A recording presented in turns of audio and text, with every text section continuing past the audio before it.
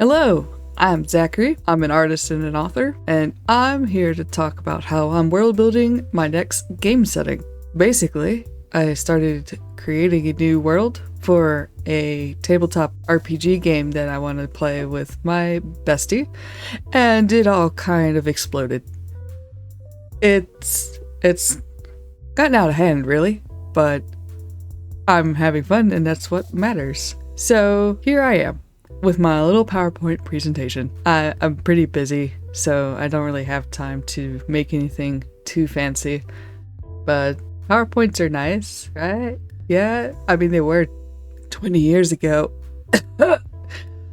Anyway, let's get started. Well, how it started, anyway. So right now, I'm currently a game master for one player, Cheeky, and we're playing a homebrew Ironsworn game.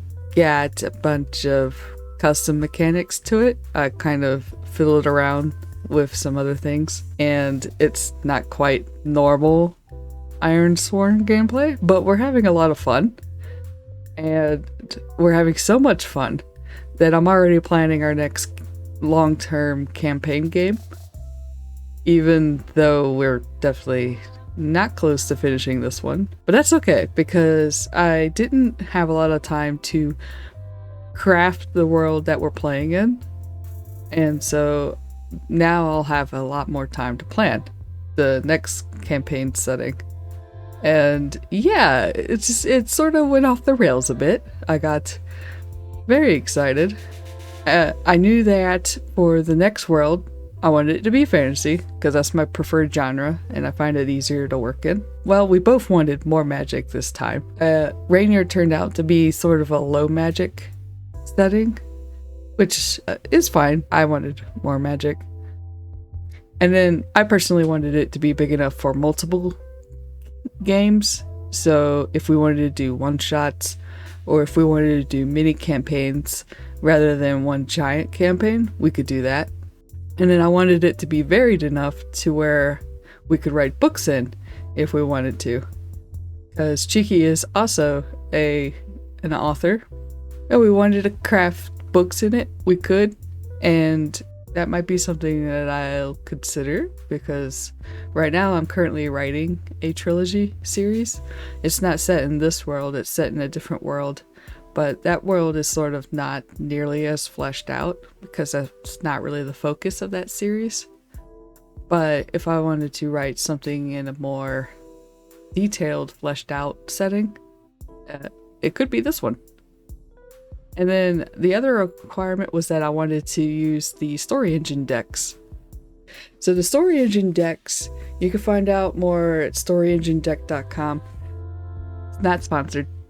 I just kind of really fell in love with these.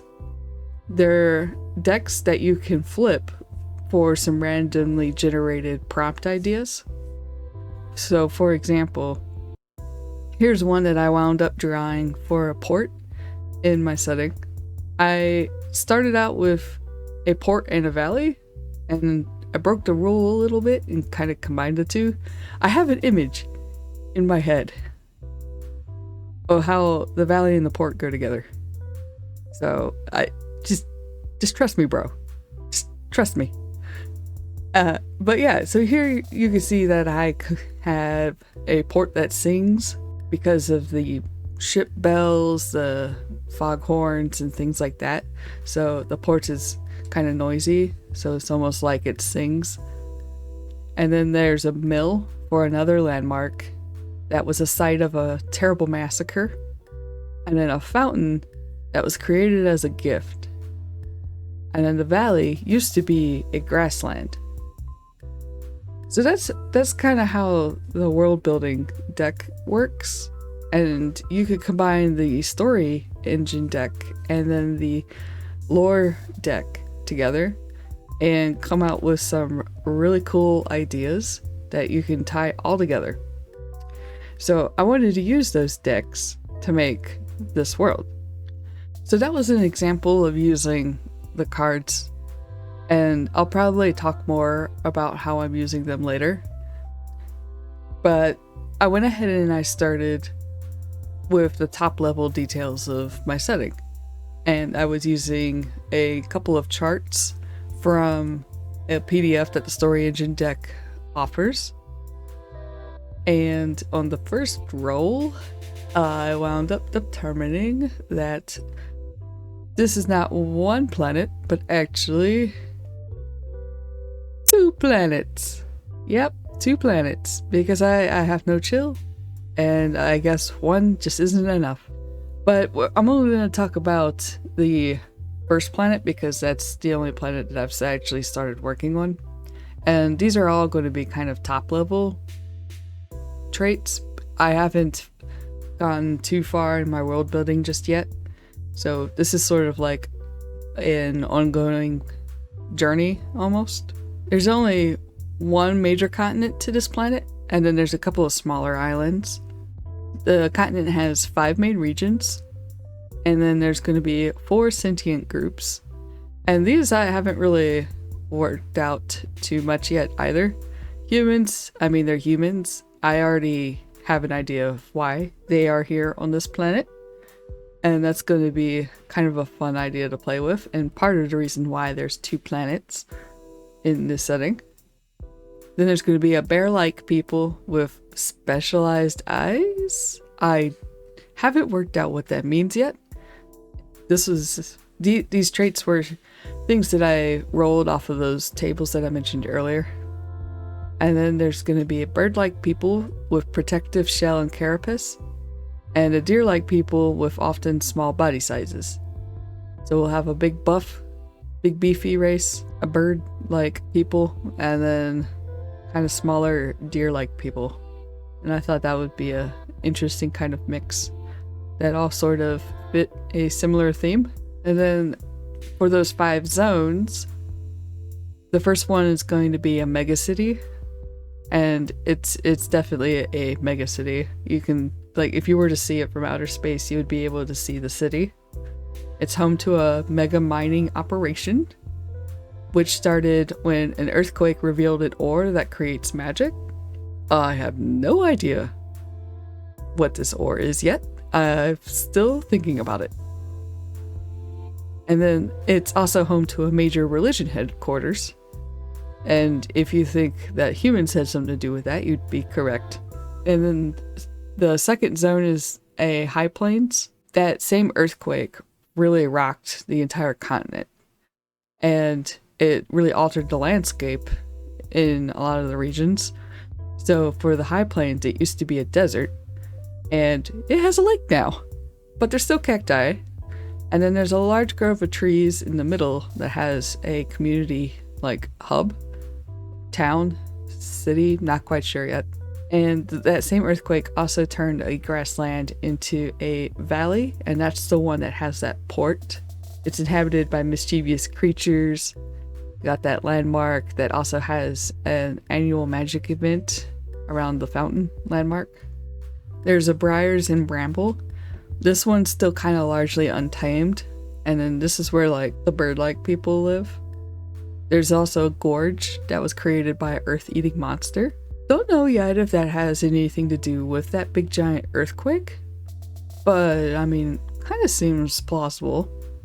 Again, these are all kind of like top level ideas that I came up with from using the Story Engine deck. And then the last zone is going to be the marshland and fen/foresty kind of area.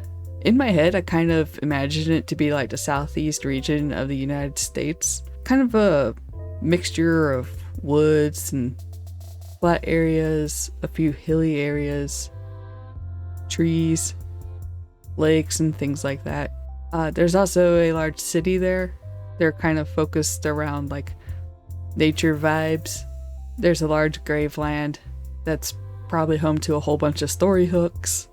So I had to go ahead and start thinking about which RPG system that we're going to be using in our next game, because I've got custom sentient groups, and the system that we choose needs to be able to adapt those custom player options, because obviously I'm not using elves or drow or dwarves in this setting. so I kind of needed to make sure that I had that flexibility. Both me and Cheeky wanted to roll more dice.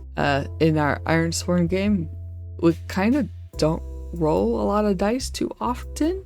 We just sort of let the narrative do its thing, which is great because it's pretty narrative heavy, and this particular campaign is kind of focused more on community building and social events. So there's not really a whole lot of rolling going on at this time. So we both agreed that we wanted to roll more dice because both of us have started collecting dice and they're just sort of sitting there, and we want to play with our little shiny clickety clacks. And I know that it's not going to be D&D or 5e. I've played some D&D before, and it's not really my setting to GM in. I did a one-shot with Cheeky once and felt really constrained by it, and that's when we tried Ironsworn, and I really enjoyed the flexibility of Ironsworn. Like I said, we wanted to roll more dice, and it can't be too crunchy because neither of us are really the crunchy types.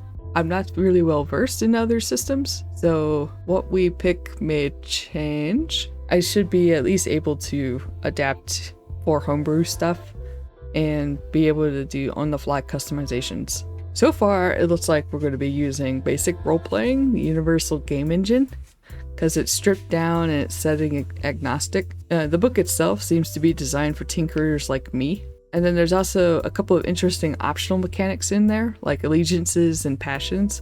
I'm really excited to play with those because I think that I want to kind of create sort of like a living world for Cheeky that she can interact with, and her interactions actually matter. And I think doing things like allegiances and passions like might really tie her character into the setting, so it kind of feels more like joined together and not just feeling like an external piece amongst a setting that's sort of just like a paper backdrop. This would feel more like a dimensional character inside of a dimensional world. Or at least that's what I'm hoping for anyway. I've never played BRP before, so it could be too crunchy. We'll see. There's going to be some testing, I'm sure, and like some little one-shots to try things out and such. I'm also going to incorporate the faction minigame from Stars Without Number. I'm kind of excited about this. It's played by the GM only, and factions move around in the campaign's background. The player can affect their actions, and their actions may affect the player. It's kind of really cool from what I've heard. And also, I'm just excited that I get to have a little bit of fun and roll some dice behind the scenes. So I'm going to have factions in the game. It's going to be a variety of things like that mega mining corporation, for example. But there's also that one religious group that I mentioned, and there could be a couple of other things. And these are going to be moving around in the background. And I think it could yield some really interesting story hooks, some impacts on Cheeky's character, or perhaps maybe Cheeky could really impact them. Looking forward to it. So what I need to do next, I need to flip some more cards, make more lore nodes. I need to figure out what this magic ore stuff actually is. I need to determine more details about the mining consortium company. And I also need to read more of the BRP book. I have quite a lot to do on this setting. Like, it's definitely not going to be playable or anything for a long while, but that's okay because we're still working our way through Rainier, and I want to take my time with it because if anybody has ever listened to Brandon Sanderson's lectures and things like that, you're supposed to go deep, not wide. And I've gone wide. Oh no. So I need to work on making sure that I'm not being too shallow and stuff, and kind of really digging deep into my key points of interest. I hope to make more videos on this as I go, mostly because if you haven't noticed, I'm not that best. See, there I go. I'm not that good at speaking, which is not good for a game master, and I'm trying to really improve my speaking. I don't know what happened. Maybe it was COVID or what, but for the last couple of years, my speaking ability has greatly diminished. So I want to improve my speaking, and making these videos can help me with that. thanks for coming around. I hope that you'll find this interesting. I hope to kind of keep improving on what I'm talking about, and I would like to make more videos because I do have things that I'd like to talk about more, like my books and maybe other people's books and their world building and things like that. But yeah, you can follow me on Blue Sky as Zachary with 2 I's and 2 K's. You can also sign up for my newsletter for book news, Zachary.art. I have a book coming out in May. I've got the draft in progress right now. I need to get the cover done. It's a gay romantasy series, and book 1 comes out soon. So you can follow my newsletter for news on that. And then maybe also I'll do videos talking about those later on. But yeah, thanks for listening. Like, subscribe, and follow me here on YouTube for more vids.